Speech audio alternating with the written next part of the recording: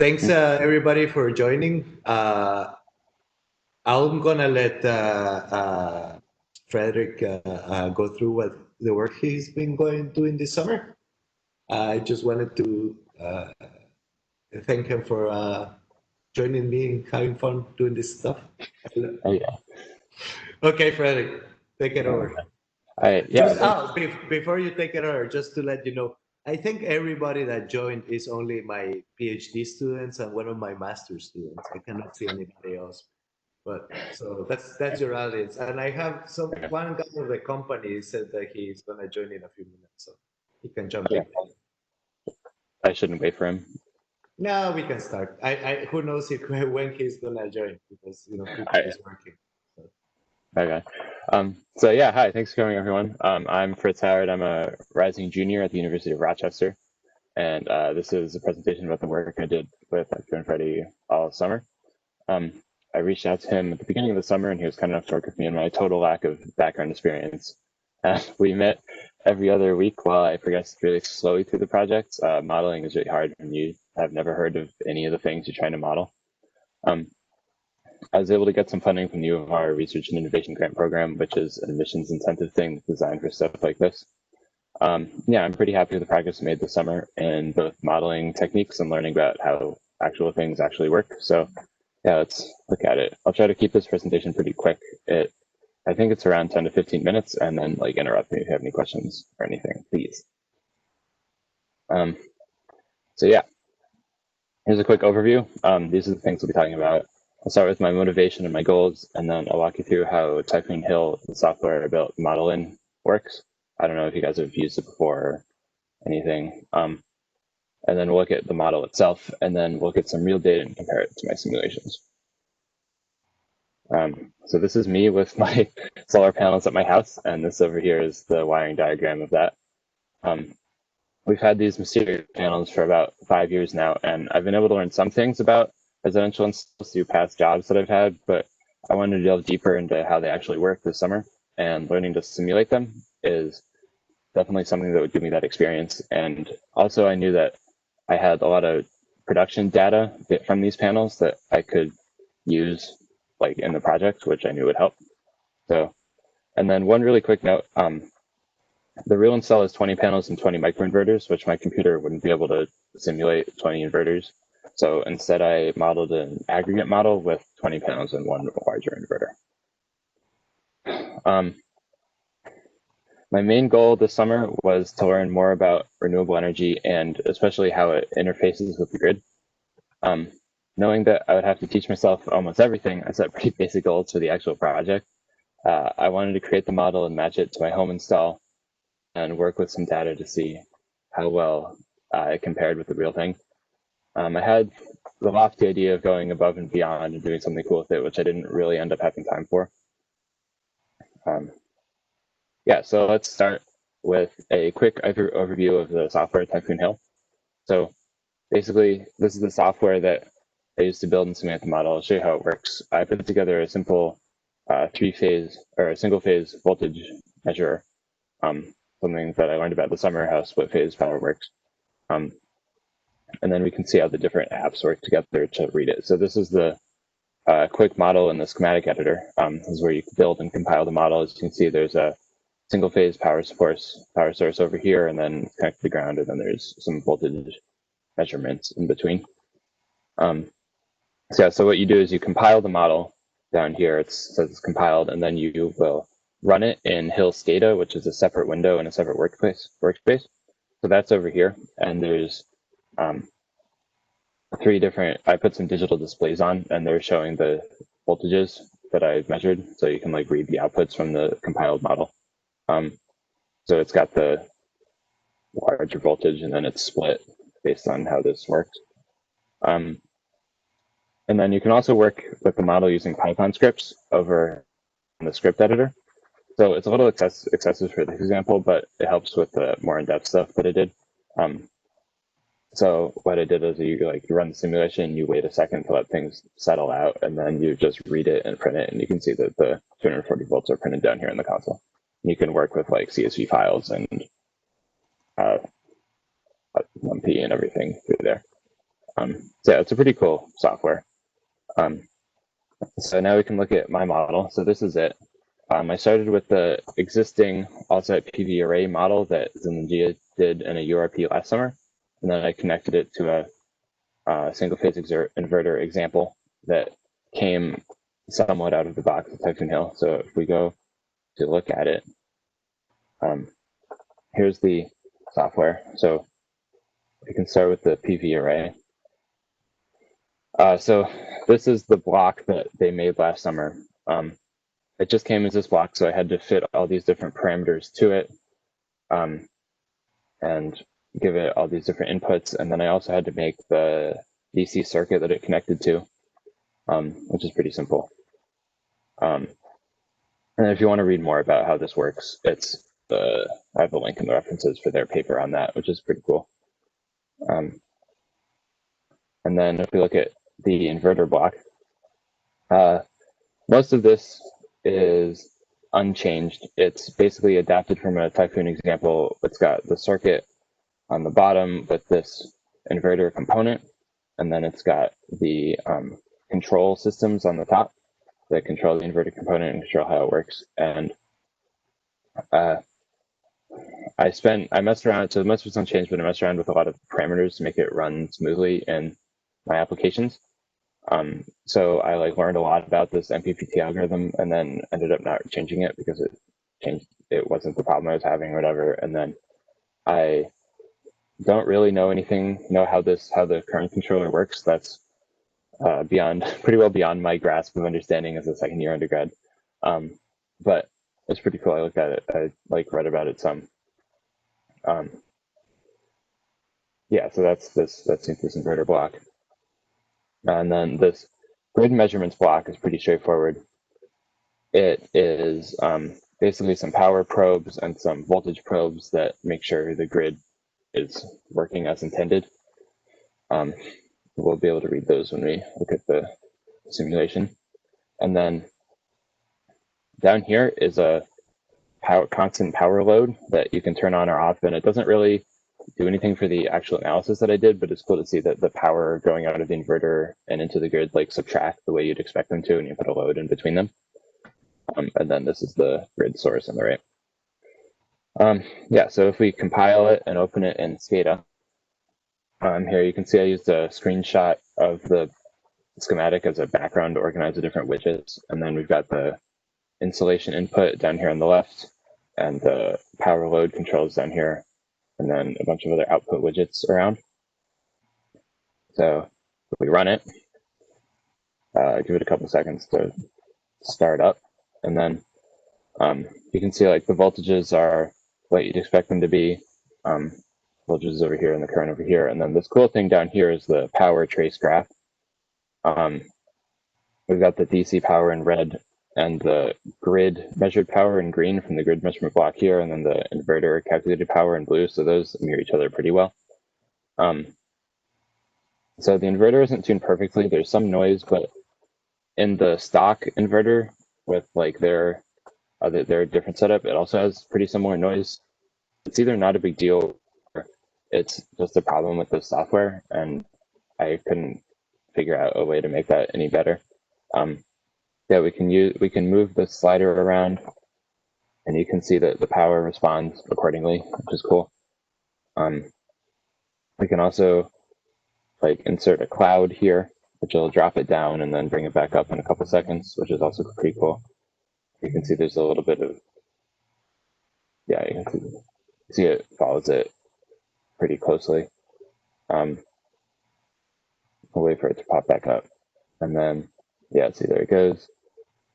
And then if we put in 1,000-watt load between the grid and the inverter, and then wait a couple seconds, you'll see that the grid power drops by that 1,000 watts while the inverter power stays the same.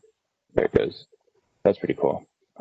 It's nothing groundbreaking, but it's a cool graph. Right?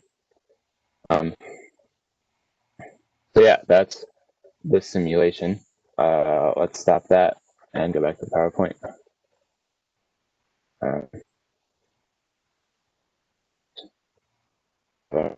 that same trace graph. Here's a different thing I could do with the simulation, which is a insolation versus power graph that I scripted.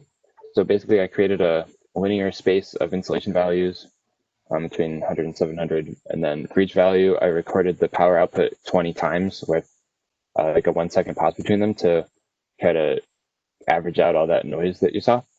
So if you put all those onto the graph, you can see that the DC is pretty constant, which represents what you saw in the trace graph pretty well. And then the AC power fluctuates some, but within a range. And the inverter and the grid mirror each other almost exactly. There's a couple of weird points down here. I'm not sure where they came from or what they mean, and I don't know what to do about them. So yeah. And then overall, you can see that the efficiency is like pretty consistent, pretty good. Yeah, and then we can take that next level by looking at some real data. So here are the sources that I get real data from. So I spent a lot of time this summer learning R and working with real data. So the source, here are the sources. So the inverter company of my home install has a tool that saves 5-minute production data in watts. So you can get that here. And then the New York Mesonet has a 5-minute installation data from a site that's just 10 minutes away from my house. So that's like almost perfect for what I'm trying to compare. So here's some basic analysis of that.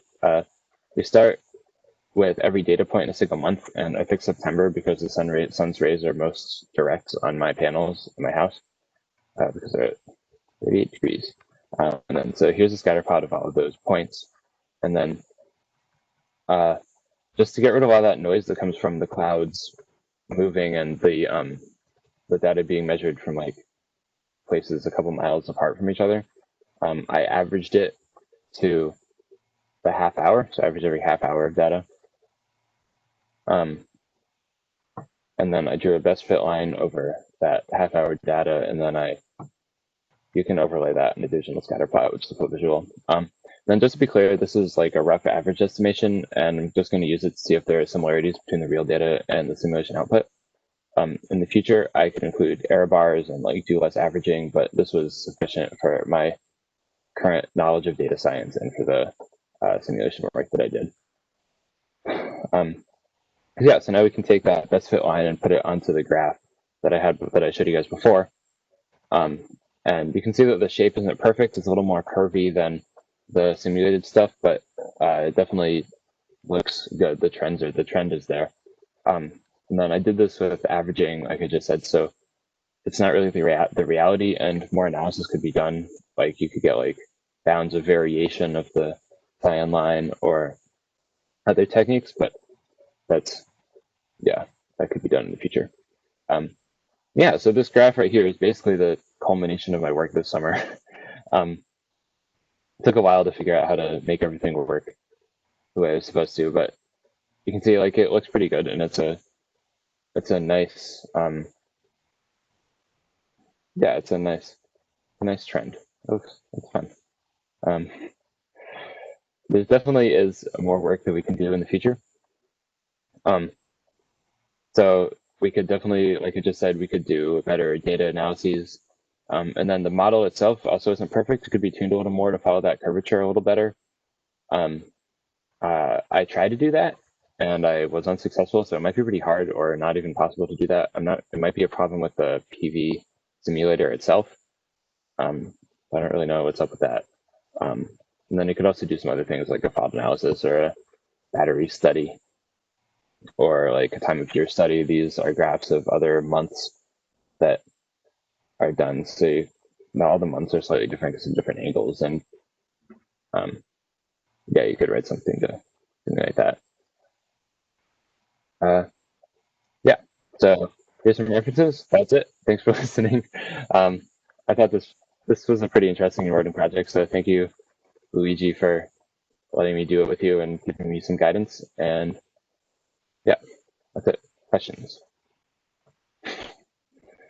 All right. So some of the logistics or the questions, just you can just turn on your microphone, and if you want your camera to ask the question, And if doesn't work, you can type it on the box. Yep. Protai, do you have any questions? Julie? No, I mean, it seems pretty clean. Am I audible? Can you hear me? Yes. Yes. Yeah. So, yeah, I mean, it seems pretty clean. The demonstrations are fine. The only thing that I would suggest, I don't know whether you did it or not. So the power trace graphs or the cloud passings. So Yeah. you use the trace graphs, right? Yeah. So that's fine for demonstration, but maybe I mean, I like the rest of your work. The results are there. It's very clean and concise. The only suggestion would be uh, add, instead of using this trace graph, use the capture or scope block. Have you used that block in Typhoon? Yeah. Yeah, Um, I suggest yeah. using that block because the accuracy of the trace graph is not good, and it, I think, at best it can plot 4.4 data points a second. So that's a little weak. So that's Yeah. not your fault, of course. That's Typhoon's limitation. But apart from Yeah. that, I like it. No problem. Yeah, I looked at that and used it for I looked at it some, and it's hard to the precision of that is so high that it's hard to get any like larger trends. I may have been using the settings wrong, but like you could see where the like the AC voltage went up and down then it's sine wave, but like you can't really see when it like does these big changes. I got it. Yeah, it is not as simple as the trace graph. I get it. I get your problem. Right. Yeah, it takes maybe 5 or 6 days to figure out that one block alone. Yeah. Okay. It's yeah, I Again. got it. Yeah, But yeah, that's that's a good very good. idea. Yeah. Thank you. Somebody else has some questions? Yeah. Um, do you hear me? Yeah, I think so. Yep. Okay, first of all, it was a great work. I mean, it was a really productive summer for you, and it seems that you enjoyed what you did, and that's the most important thing. Um, Thanks. can we go back to one of the first slides where you were showing the block diagram of the different components? Like this. No. It was a previous slide. I think where you said something about the MPPT. I was in the yeah, I'll go back to the software. I Yeah, thought it was the right here. slide. Okay, over there. Yep. So you said that you spent some time trying to like tune the parameters of that MPPT block a little bit. So what you did was to change some internal values or some of the values of the signals that are coming in to the block. So I ended up not actually going with any of the changes that I did because Mm-hmm. it like wasn't the Yeah. problem. I thought it was the problem I was having, so I like changed it a lot, and then it was the problem was from somewhere different. So I actually, uh, I go into all of these. Like I totally reworked this to do it with like power instead of energy, and Okay. I like messed with this, or I didn't mess with this algorithm, but I read about it and learned how it works and like that sort of thing. So Okay. like this is what I'm showing you now is the stock stuff, but it was something that was I don't know, just something that I was able to understand, which was cool because a lot of this I can't. So Okay.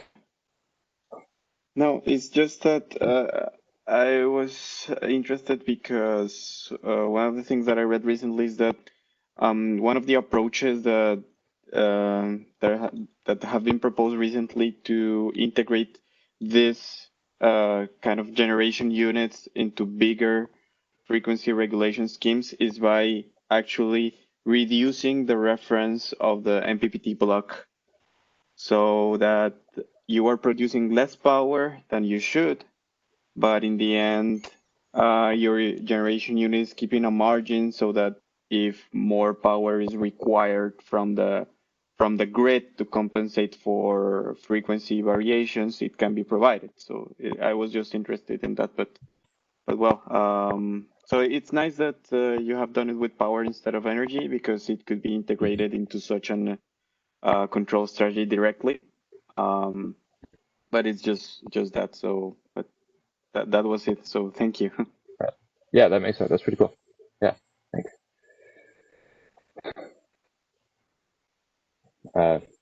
Who's next? I see Chetan is here from Dominion.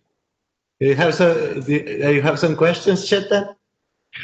No, I don't. I apologize for joining late, so I think I missed a lot of it. But I'll get in touch with you offline. Okay. Okay. Let's see. Okay. Is there anybody else that has some questions or comments?